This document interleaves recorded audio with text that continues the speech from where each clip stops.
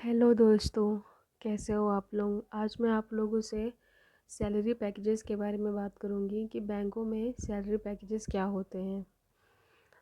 वैसे तो जो लोग एक्सपीरियंस होंगे, जो लोग ऑलरेडी बैंक में जॉब कर चुके होंगे, स्विच करते हैं, उनको तो पता ही होगा कि बैंक में क्या सैलरी होती है। बट ये वीडियो उन लोगों के लिए है जो एकदम फ्रेशर हैं। तो चलिए वीडियो शुरू करते हैं। मैं बताती हूँ आपको, जैसे मैं अपने सैलरी पैकेजेस के हिसाब से मैं आपको एक्सप्लेन करती हूँ कि जब मैंने बैंक ज्वाइन किया था तो मैं फ्रेशर थी एकदम। मतलब मैं कॉर्पोरेट एरिया में एकदम फ्रेशर थी। मैंने जॉब करी थी बट जो मेरी जॉब थी वो टीचिंग से रिलेटेड थी। बट ये जो कॉर्पोरेट फील्ड में जॉब होती है बैंकिंग फाइनेंस में, इसका सैलरी स्ट्रक्चर अलग होता है। उसे तो हम लोग ऑलरेडी जानते हैं कि अगर हम कोई भी स्कूल है या फिर कोई भी कंपनी, हम कहीं भी अगर स्विच कर रहे हैं, मतलब हम किसी प्रोजेक्ट में हम किसी स्कूल या किसी भी जगह जॉब कर रहे हैं, अगर हम दूसरी जगह उस जॉब को छोड़ के जाते हैं तो हमारी सैलरी जो है इंक्रीज़ हो जाती है। बट ऐसे हम जानते हैं कि टीचिंग जो एरिया है वहाँ पे सैलरी जो है थोड़ी थोड़ी क्या बहुत ही कम होती है। बट ये जो फाइनेंशियल सेक्टर होता है इसमें सैलरी जो है पैकेजेस बहुत हाई होते हैं। सैलरी अच्छी खासी होती है, इसलिए ज़्यादातर लोग जो है इस एरिया में जो है भागते हैं। तो अगर मान लीजिए आप फ्रेशर हैं, आपको कोई भी नॉलेज नहीं है, आपने बैंक में इंटरव्यू दिया, तो उसमें जो है जितने भी प्राइवेट बैंक हैं उनकी अलग अलग क्राइटेरिया होती है। उनका अलग अलग सेक्शन डिवाइड होता है कि हम अपना ये मतलब पैकेज रखेंगे। जैसे मान लीजिए मेरा एचडीएफसी बैंक था, तो मैंने एज अ फ्रेशर ज्वाइन किया था, तो मेरी जो सैलरी थी बिल्कुल फ्रेशर पे 2.61 थी। मतलब वो जो पैकेज था मेरा 2,61,000, जिसमें से जब मुझे सैलरी पहले मंथ की सैलरी मिली थी, जो पहले लास्ट के जो स्टार्टिंग के जो 2 मंथ होते हैं उसमें सैलरी तो नहीं मिली थी, तीसरे महीने मुझे दोनों मिला के सैलरी जो मिली थी, मुझे लगता है मुझे सैलरी अप्रॉक्सीमेट कितनी मिली थी, कुछ उसमें मुझे उसका भी मिला था, ट्रेनिंग का भी मिला था, 40 के अप्रॉक्सीमेट मुझे मिली थी। और जब मेरे चौथे महीने में जब मुझे सैलरी मिली थी, वो मेरी सैलरी थी 19,000। तो जो बैंकिंग जो एचडीएफसी बैंक है वो, अगर फ्रेशर है तो आपको 19,000 देगा सैलरी। और अगर आपके पास डिप्लोमा नहीं है, नॉर्मल ग्रेजुएशन है, तो उसमें 18,000 होता है। वैसे नॉर्मली तो देखा जाए असिस्टेंट मैनेजर वाली फील्ड में, जो प्रॉपर बैंकिंग वाला ऑपरेशंस होता है, बैंकों में भी काफ़ी कैटेगरी होती है। जैसे टू व्हीलर का अलग होता है, फोर व्हीलर का अलग होता है, तो ये सब बैंक के अंदर नहीं आते। बैंक का ये सब बैंक से टाई अप होते हैं। तो बैंक के जो मेन ऑपरेशंस होते हैं, जैसे असिस्टेंट मैनेजर हो गए, डिप्टी मैनेजर हो गए, और सेल्स वाले हो गए, ऑपरेशंस वाले बंदे, उनको बैंक जो जिनको बैंक सैलरी प्रोवाइड करती है वो 18,000 से स्टार्ट होती है।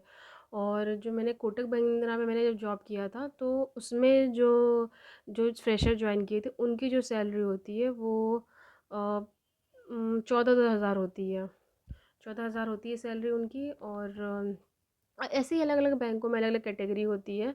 18,000 तक की सैलरी आपकी होती है और 1 साल तक आती रहती है। बट उसमें ये भी टारगेट्स भी होते हैं।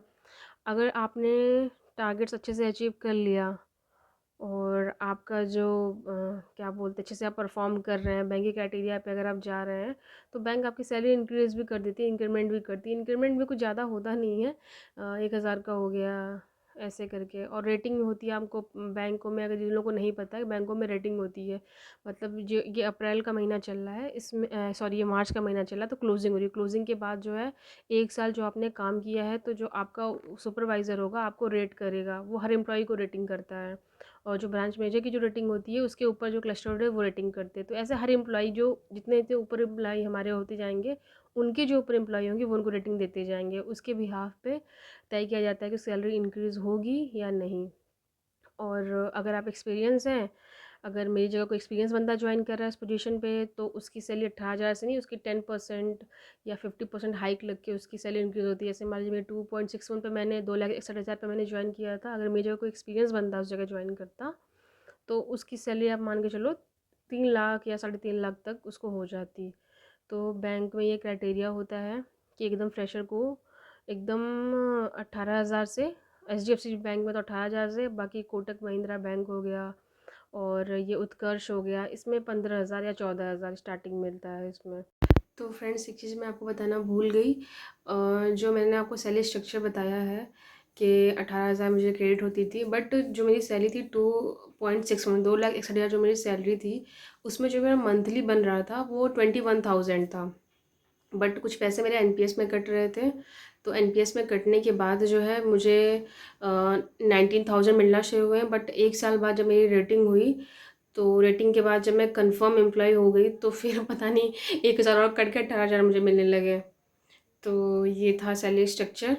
और साल में एक बार जो ऑपरेशन के बंदे होते हैं उन्हें बोनस आता है, और जो सेल्स के मतलब ऑपरेशन जो सर्विस टू सेल्स जिन्हें ऑपरेशंस भी करने होते हैं और सेल्स भी करने होते हैं, और जो प्योर सेल्स एम्प्लॉय होते हैं उनके पास तो टारगेट ज़्यादा होते हैं और भी ज़्यादा सेल्स करने होते हैं, बट उनका इंसेंटिव आता है।